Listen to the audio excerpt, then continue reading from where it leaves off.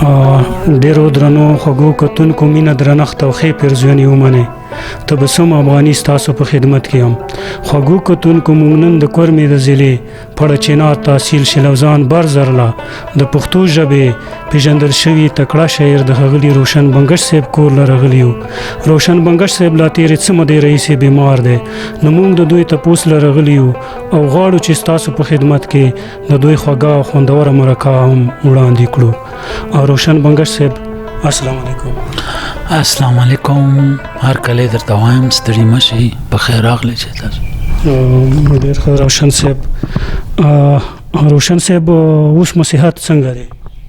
ان شاء الله د خدای کرم دی، اوس ښه یو. درملنه په وخت کېږي، روانه ده درملنه؟ جی درملنه مې روانه ده، خو بس د نصیب چاري هغه به کېږي، خپل به کوي. نو موږ خپل کوشش کوو، لګیا به په درملنه کې څه ستونزه خو به مو نه وي؟ نه ان شاء الله ستونزه خو نشته. روشن بنګش صاحب د پښتو ژبې د ادب د خدمت له خاطره تاسو ته ښه ژوند غواړو او الله مو ښه لره او ښه صحت درته غواړو. اوس به راشو ستاسو د شاعرۍ په هکله به تاسو نه موږ څه تپوسونه کوو. ډېره مننه، ژوندی اوسئ. روشن بنګش صاحب شاعري د کله نه کوئ او څومره موده به کېږي؟ دا خو جی که د هغه حساب ورته کوي نو بیا خو د شاعر خو فطرتي او دغه شاعري دا اول نه وي، خو بیا په باقاعده توګه زه 1990 کوم، یو 90 زه لګیا یم په 1900 بلکې 92 کې زه بیا ملګري لیکوال ته چې لاړم کوټه کې، نو بیا هغې سره ما اووه کاله تېر که، نو 1998 پورې زه هغې سره وم. دغه وخت کې ما شاعري شروع کړې وه. ابتدا مو روشن صاحب د څه شي نه کړې وه؟ تاسو نظم و غزل و یا سندره و هغه څه و څه ړومبي تاسو لیکلي وو؟ یاره اصل کې خو مونږ بنډاري شاعري کوله اول د ملګرو سره خوا د خوا په وادونو کې. مونږ په دې نه پوهېدو چې شاعري څه ته وایي، بس دغه بدلې و چاربیتې و دا شیان به یو بل سره اړول رړول. د مونږ وطن کې شاعرۍ ورته وایو، د شاعرۍ به مونږ ډېرې کولې. نو بس هغه کې به داسې وشو چې بیا شاته پوه شو چې کله ملګري لیکوال ته لاړو، هلته د پښتو ادب ډېر اوچت ستوري و، هغوی سره چې کله ناسته پاسته وشوه نو بیا خبر شو چې دغه شي ته غزل وایي، دغه ته نظم وایي، دغه ته پابند وایي، دغه ته معاره وایي، دا مکفا نظم دی، دغه مسدس دی او دا دغه دی او دا دغه دی. بیا پوه شو نو هغې نه بعد مو بیا غزل هم لیکلو او نظم هم لیکلو. اوس لکه تاسو نظم او غزل دواړه لیکئ؟ جی نظم کې هر شی، غزل ځان ته او نظم کې که چاربیته دم لیکلي مه ده، که سندره دم لیکلي مه ده، که عام نظم دی هم، که معاره دی هم، که آزاد هم. لکه تاسو څنګه ړومبنۍ شاعري بنډاري شاعري کول، هغې کې به تاسو سندرې لیکلي وي، نو تاسو څه سندرغاړو له هم خپله شاعري ورکړې دی؟ جی ما خو خپله خو مې داسې شوق نه و، خو ملګرو به مې ډېرې ورکولې. د جنوبي اضلاع والا خلکو به دې کې فنکارانو هغوی باندې به ډکولې، د کیسټو میسټو دور و، هغه وخت کې به ډېرې د فنکارانو زما سندرې ویلې. روشن بنګش صاحب د شاعرۍ نه علاوه مو په بل کوم صنف کار کړی دی؟ څنګه صنف تاسو په مطلب باندې زه پوه نه شوم ماجر؟ لکه د شاعرۍ نظم او غزل او نظم نه علاوه تاسو په بل په نثر کې څه کار کړی دی؟ ټیک شو، نثر اوس دی ویلې که نه، نثر کې ما کار کړی دی، ما شاعري هم کړې ده، ما نثري کار هم کړی دی او شاعري کار مې هم کړی دی. څه مې چې منظم کړي دي هغه خو معلوم دي، او څه مې چې نثر کړي دي هغه هم معلوم دي. ما ډېر کتابونه په نثر کې لیکلي دي، یعنی یو 2 کتابونه ما د مزاحي افسانو لیکلي دي. هغې نه بعد بیا ما یو کتاب د تکلونو لیکلی دی، پیلري ملغلرې، د ملغلرو عامل، دا یو کتاب ما لیکلی دی د تکلونو. او د پښتو روزمرې و محاورې ما 4 ټوکه 3 ټوکه کتاب لیکلی دی، چې 4 باندې په یو ځای چاپ شوی دی، 1500 مخه کتاب دی.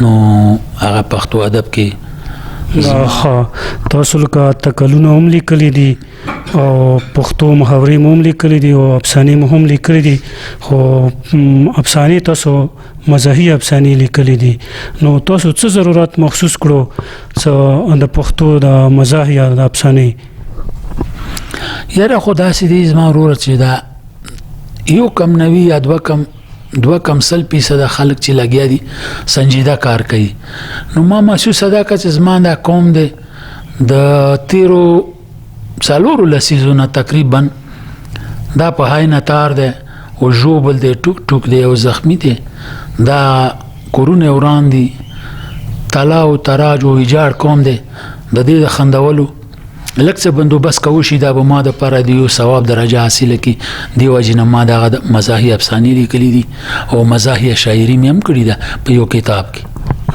روشن بنگش صاحب تر اوسه به مو څومره کتابونه چاپ شوي شمیر درته معلوم دی شمیر خو داسې ده چې دی او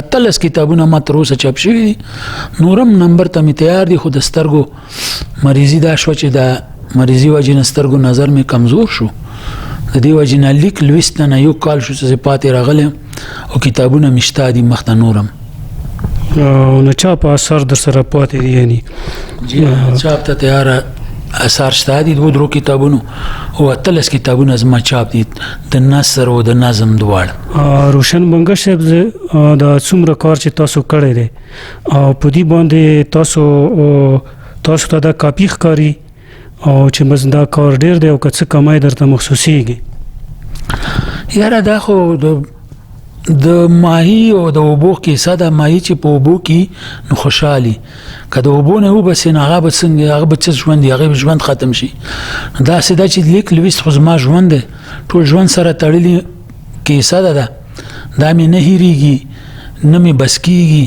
او دا داسې کیسه نه ده چې زه نن بس کړم زړه مې غواړي چې ما هېڅ نه دي کړي ده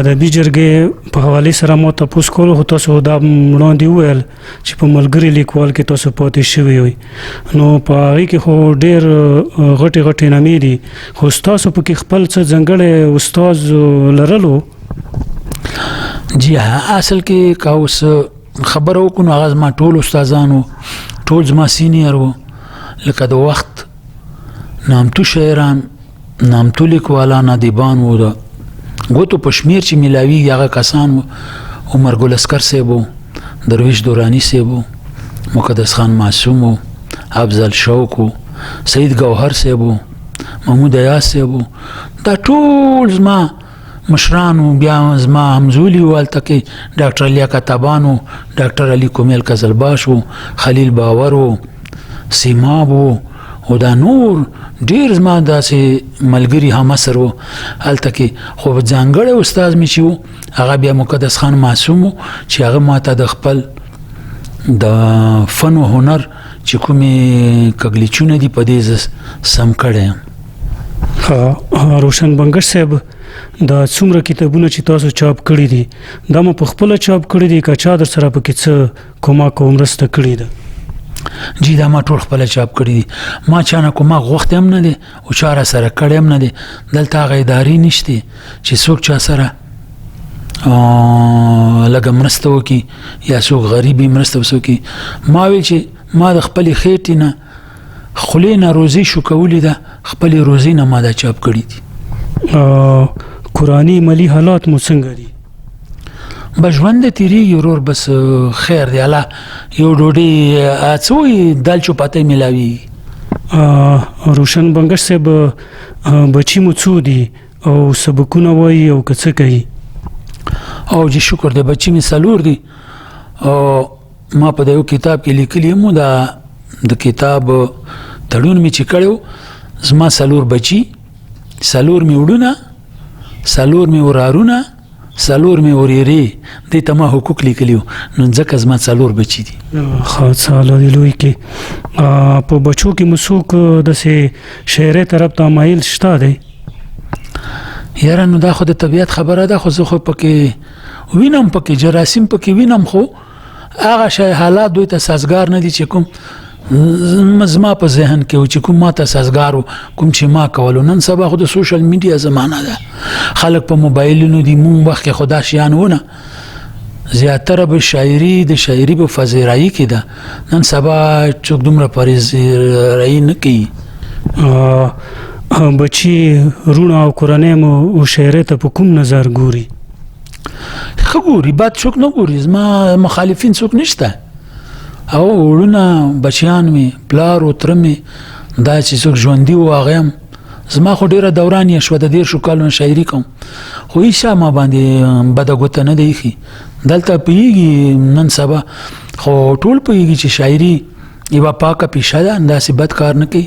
پخوا والا زمانه نشته. ځان له د ادب د لارې په انتخاب مطمئن یې؟ جی بالکل مطمئن یم.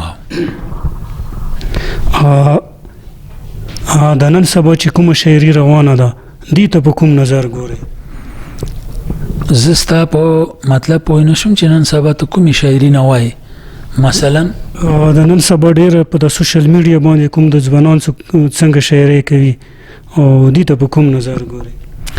اصل کې زما وروره تحریري شی چې کوم دی هغه په ثبوت پروت وي. او نن یو شی داسې دی چې هغه د اوبو زګ دی، زګ چې ښکاره شي بیا هغه ډېر زر ختم شي. نو دا داسې دي چې عمر ډېر نه لري. چې پاخه شیان دي هغه عمر لري، چې کچا شیان دي هغه عمر نه لري.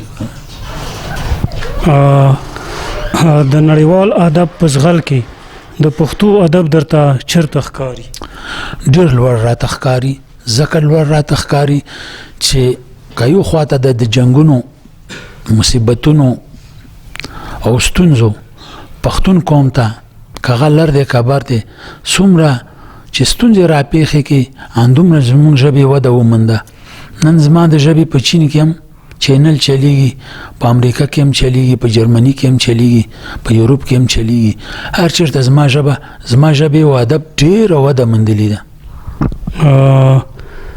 د شاعرۍ دپاره نظریه په کار وي که نه شاعري د دې نه بلا دی؟ یاره شاعري خو چې کوم نظریې نه خو بلا دی، خو دلته خو داسې دی چې نظریاتي به یې که ته اوس یو چا سره تړلی نو بیا به ستا قدرداني وي، یو خوا ته به ځې، که بیا د نه یې تړلی بیا به لږ داسې د لارې کاڼې غوندې یې، څوک به دې په لته وایي دې خوا، څوک به دې اخوا وایي. روشن بنګش صاحب شاعري مو اوس هم روانه ده او خپله څه تازه شاعري لیکوئ کوئ؟ هو چې لیک لوست نشم کوی، خو نور شاعري راپسې لیکي لږه لږه لیکم. او که موږ د نه اوس غوښتنه وکړو نو داسې خپل یو خوندور کلام به راته واوروئ؟ او انشاءالله واورم، بالکل به واورم.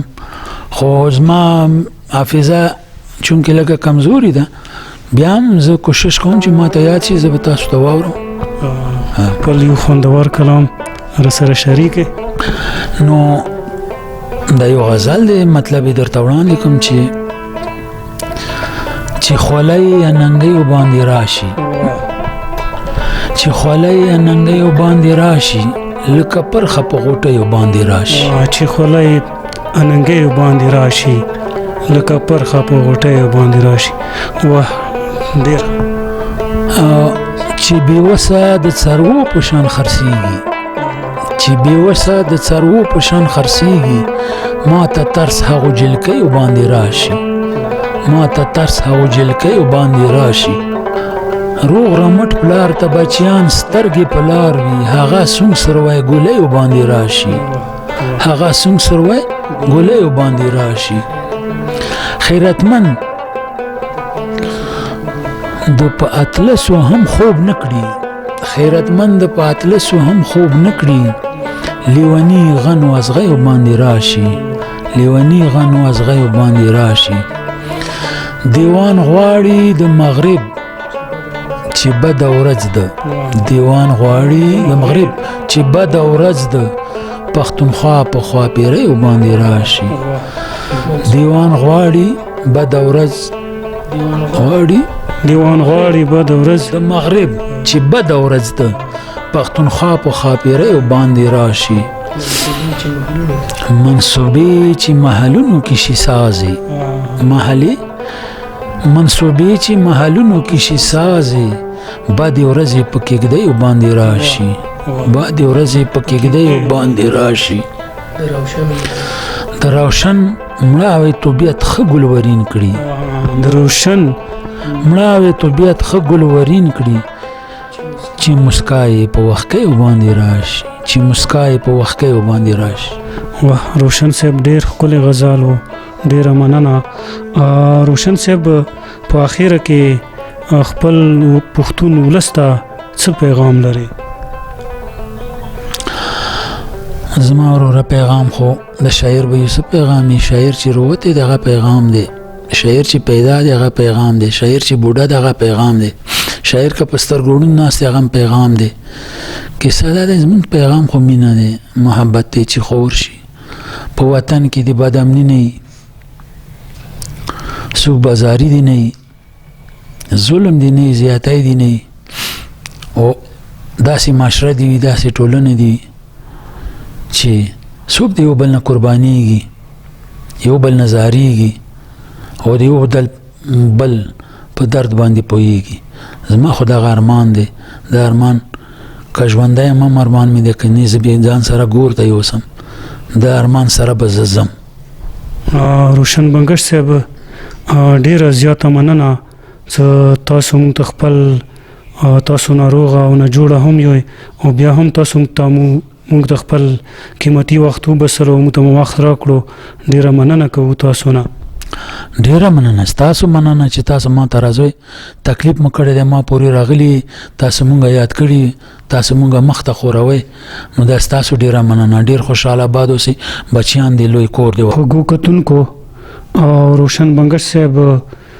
خبرې هو تاسو واورېدلې او روشن بنګش صاحب چې دومره کار کړی دی د دې په حوالې سره موږ سره دلته صابر بنګش صاحب ناست دی نو د دوی نه هم تپوس کوو د دوی نه پوښتنه کوو چې دوی د روشن بنګش صاحب د دومره کار ته په کوم نظر ګوري صابر بنګش صاحب مننه تبسم صاحب روشن بنګش صاحب نه صرف شاعر او شاعري هر څوک کوي ډیره کیږي او په نظم ډیر کار شوی دی د کوزي پښتونخوا کې خو موږ وګورو ناصر بیا په ګوتو شمیر خلک دي څنګه په ناصر کار کوي او بنګش صاحب نظم سراسره او نثري کوم هغه دی هغه حکم دی ادا کړی دی د ډیرو کم وسایلو کې څنګه خپل بچو ته رزق لټونه کوي کارم کوي لیک لوستم کوي نو زم څه دي چې کوم کار پښتو هم په نظم هم په نثر د دواړو کې دی کړي دي دا ایوا اداره کوي څنګه ته ډیر وسایل ضرورت وي خو دی د خپل بچو روزه هغه خلی روزه هغه نیمه کړي دي نیمه سرمایه دی په خپل کتابونو صرف کړي دي تخپل ګوري دی غریب وطن کې سيو سړی خپل مزدوري کوي او بیا اتلس کتابونه هغه په خپل خرچي چاپ کوي نو دا ډیره زه تینڅ دا ایوا اداري کار دی سیوی اداري کړي وي خو دی دغه تنگ لاند وخت کې تنگ لاند ژوند کې دی کوم کار کړي دی هغه دی وی لوی اکیډمي کار دی سیوی اکیډمي کوي یو اکیډمي تر سره کوي او ما د تداوی نظم سراسره دی په نثر څه کوم کار کړي دی هغه ماته دومره خوند کړي دی ولې چې پښتو کې تر اوسه پورې ما ویبر چابلی کړي وي خو پښتو محاورینی ما دسی کار ما دسی نه درېدلې چې دی د پښتو محاوره یو ځای کړه لکه هغه نه مو خپل ز په خپل یو دی هغه درس او تدریس تعلق لرم د روشن صاحب کتابونه مو ته سکول کې دومره معاون دومره کار کوي ا د پښتو او هغه کې لکه د ژبې خودنی کې بچیو ته حوالی ورکول. یعنی دی کتابونه یو غلري لکه هغه کې انګلیش کې وایي ریفرنس بوک دی. نمو په دې ویاړم کوو، فخرم کوو. ولی څه د ایمو خطې د کورمي سیمې بیا په کورمي خاص کر ایمو د شلوزان کلي دی باندې مو ډیر ویاړ کوو چې موږ داسې کسان دي چې هغه دې علاقې کې د پښتو ادب د خپلې مور د پښتو ژبې داسې خدمت کوي چې ډیر لکه یوه اداره یې نشي کولی. ورافشن صاحب هغه ټول کارونه په خپله ترسره کړي دي کمو وسایلو. مننه صابر صاحب. د صابر بنګش صاحب هم ډیره مننه کوو چې په دې مرکه کې موږ سره مرسته وکړله. خوږو کتونکو تاسو د روشن بنګش صاحب د کار او زیار په هکله واورېدل، خو موږ د خپلو شاعرانو، لیکوالانو او خپلو اتلانو هغومره قدرونه او نازونه نه کوو چې څومره د دوی حق جوړیږي. ما ته دا وخت د پیزي صاحب هغه یو شعر یادیږي: مونږ قبر پرست کلي کې ژوند کوو، مونږ قبر پرست کلي کې ژوند کوو، دلته چې څوک خاورې شي ښاغلی شي. په دې هیله چې موږ هم د خپلو شاعرانو، لیکوالانو او خپلو اتلانو قدرونه او نازونه باندې پوه شو. ما ته بسوم افغاني او کیمرامین زوار جان ته اجازت را کړئ. ښاد آباد او بریالي اوسئ.